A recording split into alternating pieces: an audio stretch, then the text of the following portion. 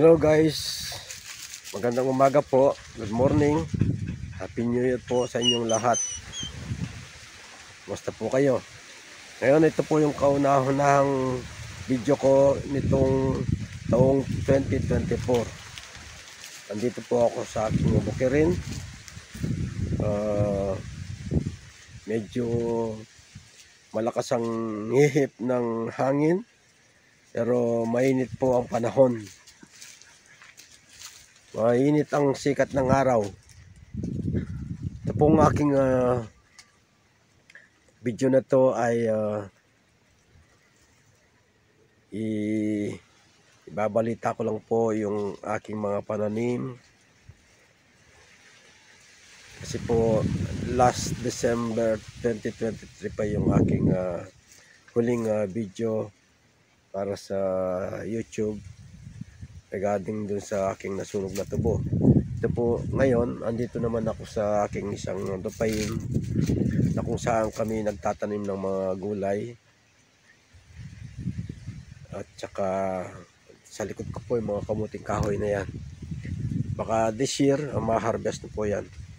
Pero balak kong magpatanim ng tubo dito. Kalahating hektarya po itong nasa aking likuran. Patatamnan ko rin ng sugar cane. So yun po, ito ngayon po ninyo ang aking video na to. Sana po huwag kayong magsawang manood sa aking mga sinishare na mga video sa aking pagtatanim. Muli po ako'y nagpapasalamat at binabati ko po kayong lahat ng Happy New Year. Ingat po tayo at nabayan nawa tayo ng pong may kapal. Ito po, nag-harvest kami ng kamatis. Yung iba na-deliver na. Ito, pinapahinog pa para pag ganito nakahinog yan, pwede nang ibenta. Pero yung mga ganito, kaya kinukuha na yan para hindi sipsipin ng mga insekto. Kasama ko yung aking mga bodyguard, mga putol. Wala pong bunto. Yan, silang dalawang kapatid.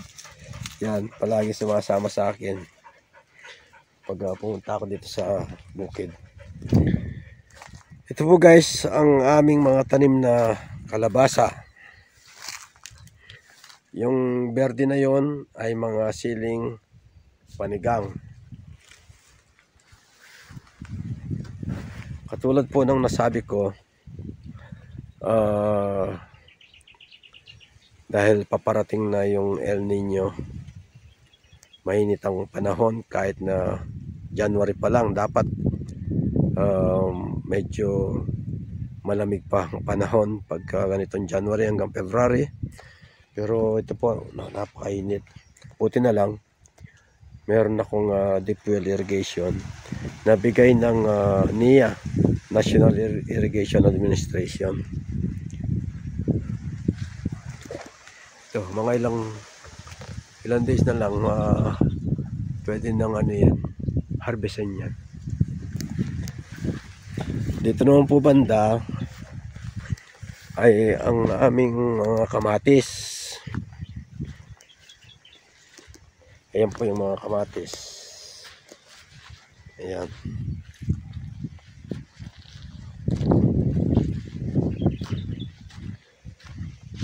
Ba't hindi kinuha ni Kuya ito? Hinog na, oh. Hindi ko napansin. Sabi, nag-harvest siya kanina. Oh. Hindi na po ako papasok na sa loob kasi mangangati ako. Wala akong long pants. Kaya dito na lang sa labas. Yung mga ganito, dapat kunin na yung mga ganito. Ayan. Yun naman po yung talong. Nag-harvest kahapon ng talong si Kuya. Marami pang hinog, oh. Nasa ilalim yung mga kamatis.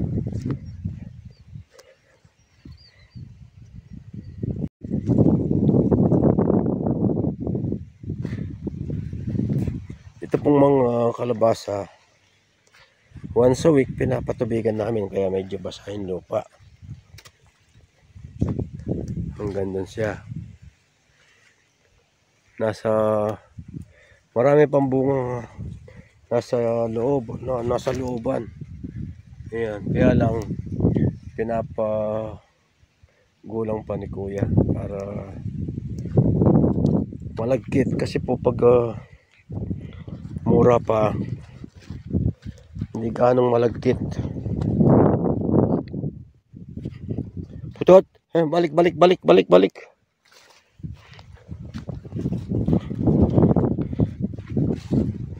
2 days ago, nag-harvest si Kuya ng dito, ng kalabasa, 2 sako. Kinuha ko nga yung pinakamalaki para sa, ayan po, yung mga ganitong tawag sa amin, malagula para. Ganito pong, bigyan ko kayo ng tip para malaman nyo ang isang bunga ng kalabasa kung malagkit ba o hindi. Ganito pong gagawin nyo, yung sandali, yung kuko nyo, ayan, tusok nyo sa bunga, yan, ibaw nyo. Tapos po lalabas yung dagta nya, pisilin nyo yung dagta, ganyan. Kapag po malagkit, madikit, ibig sabihin ay malagkit. Pero pag hindi ganong madikit, ang tinatawag sa amin ay malabsa, hindi po malagkit. Yun po yung sekreto ng kung gusto mong malaman na malagkit ang isang bunga ng kalabasa.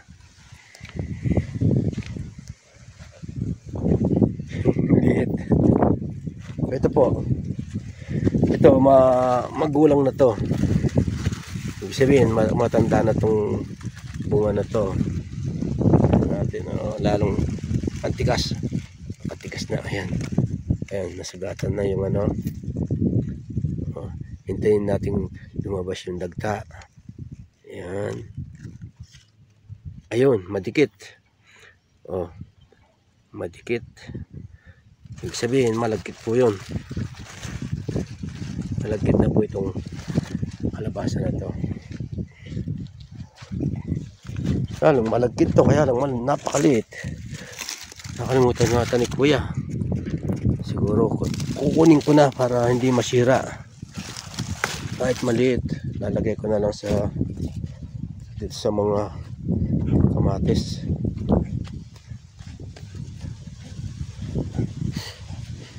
Magsasabaw ka lang ng para sa 2 tao, pwede na to. Ayan, tsaka lagyan mo ng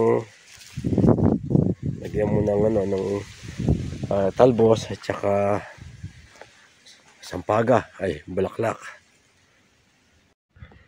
Ngayon po ay dumako naman tayo dito sa mga talong. Matanda na itong talong. Hindi napansin ni Kuya.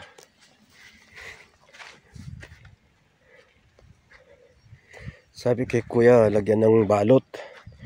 Kahapon naglagay ako ng balot. Ito, yung mga balot na ganito, para hindi pasukan ng insekto.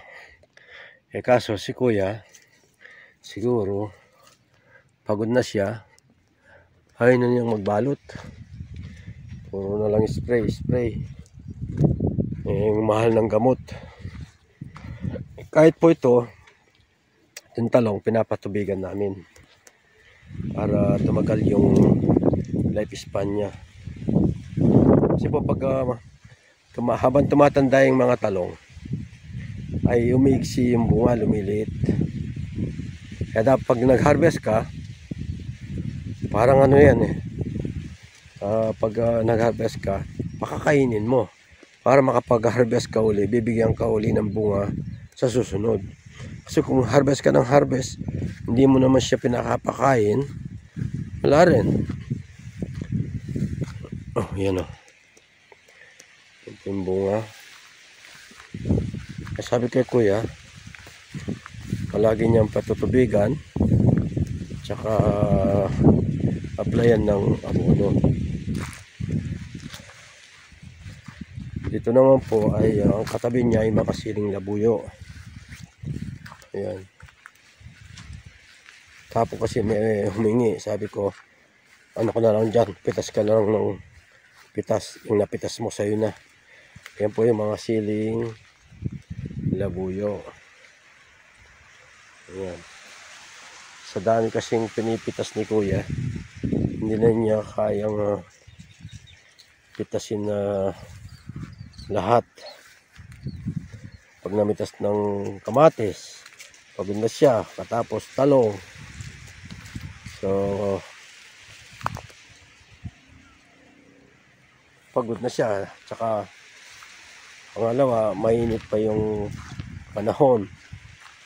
Yan po, ang daming hinog, ano. Tara, punta kayo dito, yung gusto ng siling labuyo, pamitas lang kayo, ang napitas nyo sa inyo na lahat.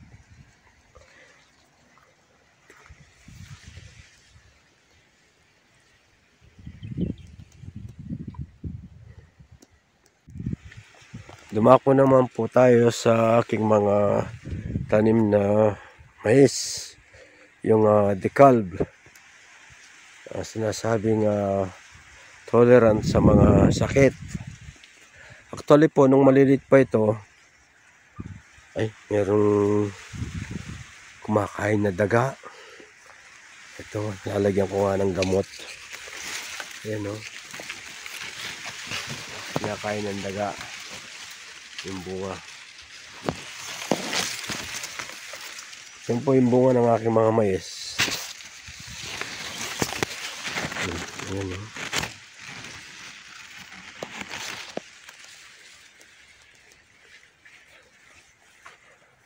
Tolerant daw sa sakit. Yan nung hanggang tuhod pa lang yung aking mga mais na to, dinapuan ng mga insekto, yung mga brown leaf hopper. Buti na lang, nagbigay po ng libreng gamot ang Department of Agriculture, na siya ring nagbigay nitong binhi ng yellow corn na to, hybrid yellow corn. Yung pong binigay na gamot sa akin ay kung di ako magkamali, andali, nasa gitna ng dila ko, hindi sa dulo. Exalt, insecticide po yun, Exalt. Yun po, medyo naagapan yung mga naninira. Kasi po yung mga brown leaf hopper, kapag umupo dun sa gitna ng mais at doon siya mangingitlog, yun po ang magiging uhod, yung magiging itlog ng brown leaf hopper.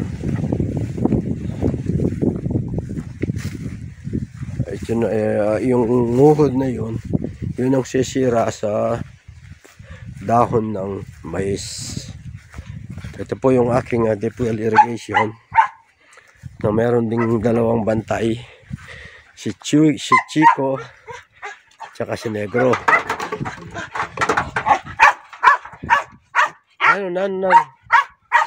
Ano kayong tubig? Meron naman kayong pagkain, no? Meron din po akong solar dito. Ayan. Yung aming windmill power irrigation, ayan po, nasa tabi ng aking bakod. Yung isang bulb, binigyan ako ng hose papunta dyan sa yung malapit na sa saginan na yon. Andun po yung hose galing dyan sa windmill. Ito pong portion na ito, naiwanan ng kanyang mga kasamang mais. Ito medyo malalaki. Ayun po, naiwanan, maliliit, dala ng hindi po ganong mataba ika nga yung lupa. Kaya lang kaya medyo humabol ng konti. Inapplyan ko ng panibagong synthetic fertilizer, yung urea. Kahit na maliliit lang bunga, makakaragdag din yun. So yun po guys, po ang naibalita ko sa inyo sa aking mga pananim.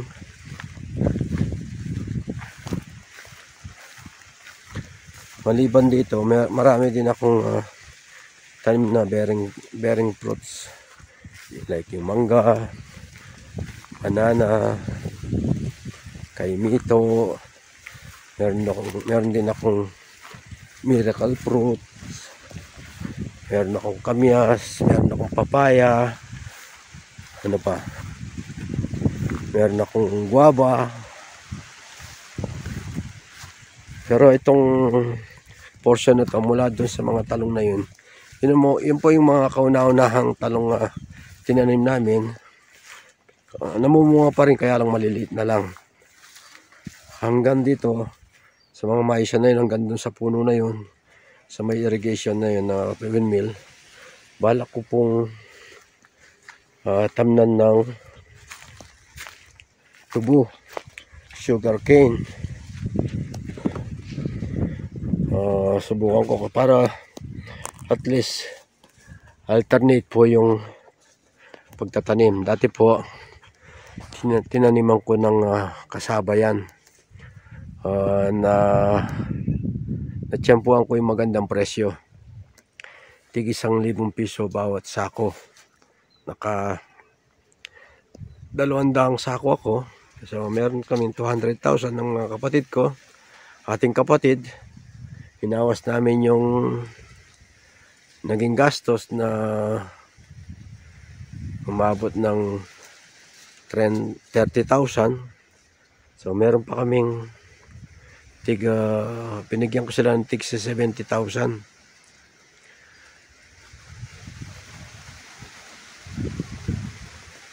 Kaya tuwan-tuwa sila. Ito po, nandito na ako sa aking kubo, sa aking munting dampa. Ito po yung sinasabi kong aking mga mangga, kamyas, santol. Meron din akong maliit na swimming pool para sa aking mga apo. Meron din akong isang deep well irrigation. Ayan. Ito, namumuha na po yung aking mga mangga.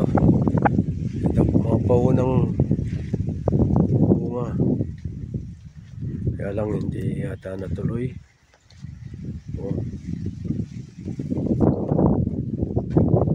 Meron din akong avocado. Meron din akong anong tawag dito, malunggay, papaya.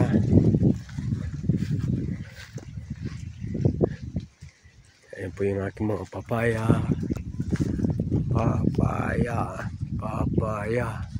Meron bang hinog? Ayun, merong maniba lang.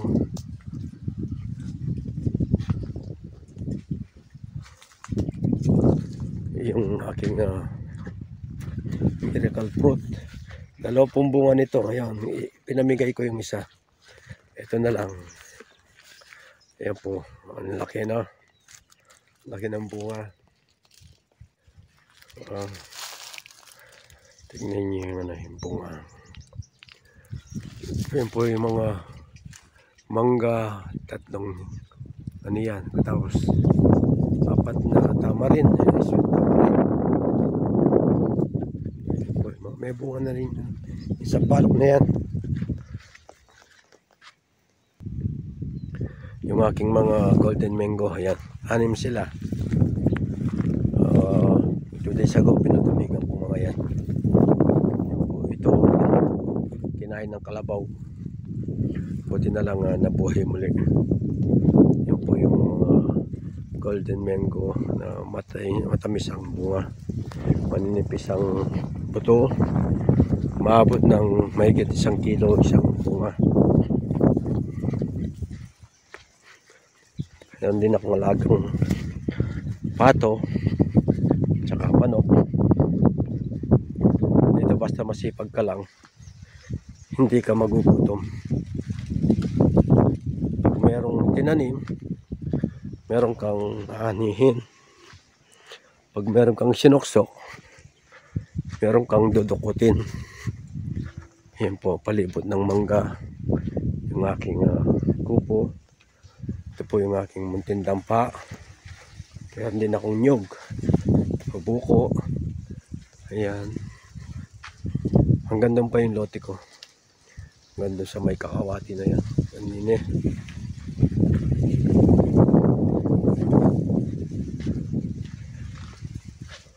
Ito yung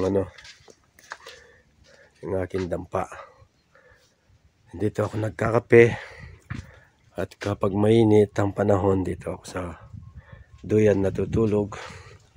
Meron din akong mga solar.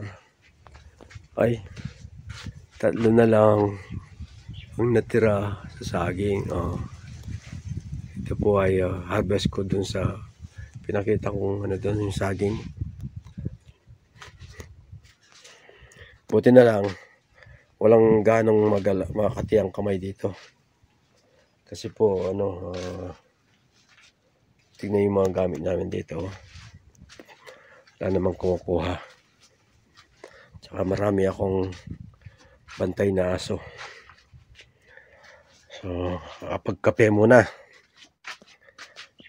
Ay, salamat po, Panginoon. Sana patnubayan nyo kami muli nitong maghapon. So, yun po guys. Dito po nagtatapos yung aking munting video na to. Sana po magiging fruitful itong taong 2024 sa ating lahat. Kaya mag-ingat po tayo. Muli, patnubayan nawa tayo ng may kapal. Ilayo tayo sa anumang kapahamakan.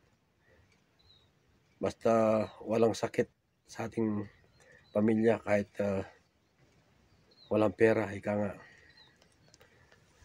Kaya po tayo ay magbigayan at kapayapaan ang aking hangad nitong taong 2024. Ingat po tayo.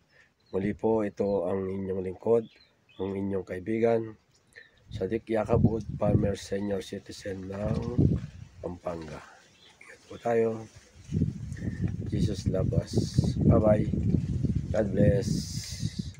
See you next episode.